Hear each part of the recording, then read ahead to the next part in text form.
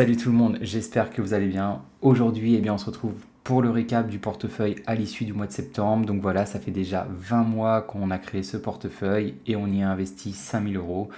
Et petit à petit, la valorisation progresse, et donc c'est vraiment de cette manière qu'on crée de la richesse sur du long terme. Donc pas besoin d'avoir de grosses quantités d'argent initialement, non, vous investissez régulièrement. Donc là pour le coup, on investit tous les mois 250 euros. Alors après, certains ne peuvent peut-être pas se permettre d'investir 250 euros tous les mois, mais croyez-moi, même si vous pouvez investir que 10, 20, 30, 40, 50 euros par exemple chaque mois, ça fera la différence sur du long terme. Donc ce mois de septembre, il a été exceptionnel. C'est probablement le mois où le portefeuille s'est le plus apprécié, principalement grâce à deux entreprises que je vais te présenter tout de suite. Et en fin de vidéo, bien entendu, je t'indiquerai dans quelle entreprise je vais investir les 250 euros de ce mois-ci. Allez, on est parti. Alors pour rappel, ce portefeuille est composé de 9 actions, donc qui sont Mercado Libre, Enphase, Qualys, InMode, Uber, Adcore, Medpace Holdings, Alibaba et Intel. Donc actuellement, nous avons 3 entreprises qui sont en moins-value dans ce portefeuille et les 6 autres qui sont en plus-value. Donc les 3 entreprises qui affichent une décote actuellement sont Enphase, InMode et Adcore. À mon sens, si elles sont en moins-value, c'est principalement lié à des conditions macroéconomiques. Donc l'entreprise avec la plus grosse moins-value, c'est Enphase, moins 45,7%, pardon. Mais par contre, elle représente qu'un poids minime dans le portefeuille, 2,6%. Ensuite, il y a Adcore avec moins 23,3%. Donc là, un poids un peu plus important dans le portefeuille, 10,3%. Et pour finir, on a InMode, donc moins 14,5%. Et là, un poids encore un tout petit peu plus élevé de 15%. Maintenant, pour les entreprises qui affichent une plus-value, on a la première qui affiche la plus petite plus-value, donc c'est Qualys, 8,9%, mais bon, elle représente qu'une taille minime dans le portefeuille, 0,9%. Ensuite, on a la toute dernière qu'on a achetée récemment, donc Uber Technologies. Donc là, ça fait quoi, peut-être 3 mois qu'on a commencé à investir dessus, il me semble, si je dis pas de bêtises, 3 ou 4 mois. Et voilà, elle affiche déjà une plus-value de 11,6%, donc c'est plutôt intéressant. Ensuite, on a Mercado Libre, donc ça c'est mon entreprise favorite. C'est vraiment celle où je pense dans le futur m'apportera les meilleurs rendements. Donc actuellement, on a une plus-value de 7,1%. Donc voilà, c'est plutôt correct. Et elle représente le poids le plus important dans ce portefeuille, comme je vous le disais, vu que c'est l'entreprise sur laquelle j'ai les plus grosses convictions, 21,5%. Par contre, ce mois-ci, elle a subi une petite correction. Donc ça fait plusieurs mois là où elle subit quelques petites corrections. Et par contre, ce mois-ci, elle a chuté énormément de moins 10,1%. Donc moi, ça me va bien. Ça me permettra du coup de la renforcer à un prix plus attractif. Ensuite, on a Intel. Donc Intel, c'est une entreprise qui a été énormément boudée par les investisseurs au cours des 3-4 dernières années.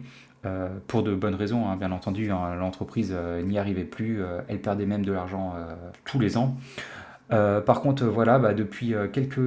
depuis 2 mois, l'entreprise se reprend, et pas qu'un peu pour le coup, puisque actuellement, donc longtemps, cette entreprise a été en moins-value dans le portefeuille, mais actuellement elle affiche quand même une plus-value de 63,2%. Pourquoi Principalement lié au fait que Nvidia a décidé d'investir dans Intel, et qu'en plus actuellement il y a des discussions entre Intel, AMD, et pareil entre Intel et Apple, donc potentiellement des rumeurs pour que ces deux entreprises utilisent les derniers procédés de fabrication, donc ce qui pourrait faire bien entendu croître le chiffre d'affaires de l'entreprise, et elle aurait au moins franchement des clients sérieux. Et pour le coup, pour tout dire, cette action elle a pris 50,4% ce mois-ci, donc ça a été exceptionnel, c'est l'entreprise qui s'est le plus appréciée dans ce portefeuille. Ensuite, on a Medpace Holdings, donc là c'était il y a 2 mois je crois environ, elle avait annoncé des résultats plutôt encourageants et surtout des perspectives pour le futur. Donc elle avait énormément progressé, donc actuellement on est en plus-value de 67% sur cette action.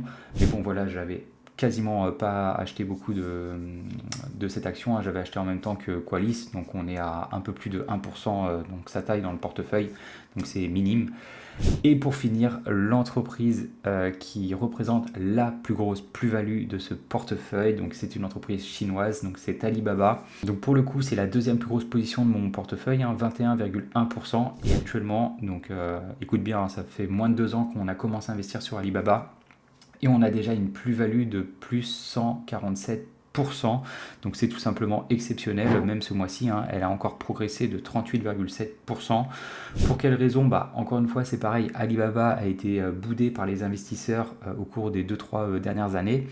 Et à un moment, elle était descendue à quasiment, je crois, 70 dollars environ. Donc pour le coup, nous, on l'a acheté un petit peu plus haut, mais bon, ça reste un PRU très intéressant, hein, 76 dollars environ. Et moi, j'estimais que Alibaba à 76 dollars, c'était complètement abusé. Cette entreprise ne méritait pas d'avoir un niveau de valorisation aussi faible. Le marché a mis un certain temps avant de s'en rendre compte, donc petit à petit elle récupère ses pertes, mais je pense qu'elle a toujours encore un bon potentiel de croissance, même si à 188 dollars, bon déjà elle commence à moins m'intéresser pour la renforcer. Maintenant du coup, si on revient au niveau de notre portefeuille, donc comme je te le disais, on a investi 5000 euros, donc ce qui correspond environ à 5500 dollars. Pour le coup, la valorisation du portefeuille s'élève à 6422 dollars. Donc ça représente ici une plus-value de 16,87%. Donc c'est plutôt pas mal, hein, je suis plutôt content.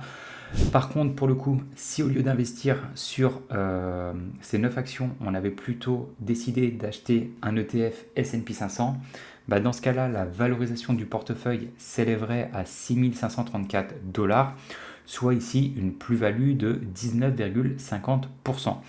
Donc là, pour le coup, ça veut dire qu'actuellement, en 20 mois d'investissement, on ne surperforme pas pour l'instant le S&P 500, on le sous-performe de 2,63%. Par contre, voilà, le fait de n'avoir que 9 actions, forcément notre portefeuille est beaucoup plus volatile. Donc c'est pour ces raisons qu'il peut y avoir des grandes différences de prix, que ce soit à la hausse comme à la baisse. Pour tout dire, là, courant de septembre, le S&P 500 s'est apprécié de 3,42%. Et là où je te disais que ça a été le meilleur mois pour ce portefeuille, pour le coup, lui, notre portefeuille s'est apprécié de 9,82%. Et ça, voilà, principalement lié à deux entreprises, donc qui sont Intel et Alibaba. Et pour le coup, il y a encore 2-3 jours, on surperformait l'indice S&P 500. C'est juste que, voilà, comme je te l'ai dit, Mercado Libre, qui représente une taille significative dans mon portefeuille, vu qu'elle s'est dépréciée de 10%, c'est ce qui a fait plonger notre portefeuille. Mais voilà, on arrive plus ou moins maintenant à recoller avec l'indice, et je pense que voilà, dans le futur, on arrivera à le surperformer haut la main. Juste avant que je te dévoile dans quelle entreprise nous allons investir les 250 euros de ce mois-ci, et bien si toi aussi tu souhaites devenir un investisseur performant, alors je t'invite à nous rejoindre afin d'apprendre à nos côtés. Donc tu l'auras compris, Mercado Libre est l'entreprise que j'affectionne le plus dans ce portefeuille, et en plus elle a chuté de 10% le mois dernier, donc c'est pour cette raison que je vais réinvestir les 250 euros de ce mois-ci sur cette entreprise.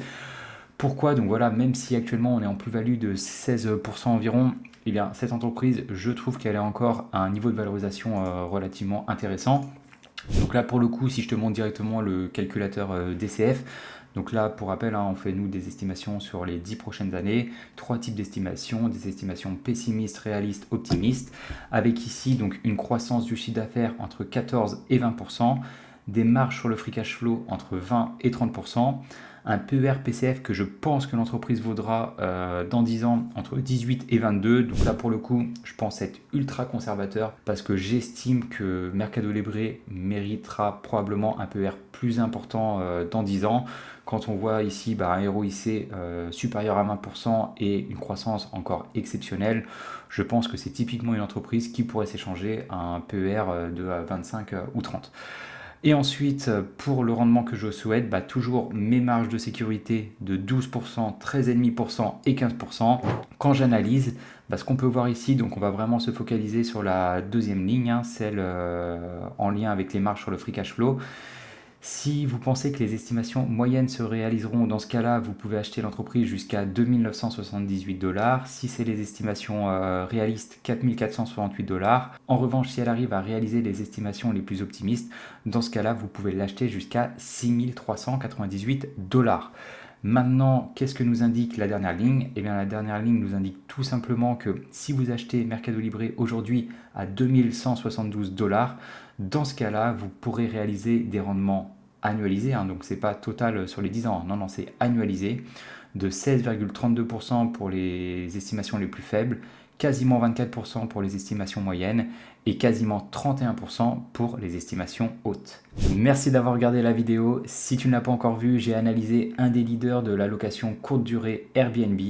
Dans tous les cas, eh bien nous on se retrouve dans une prochaine vidéo. Ciao!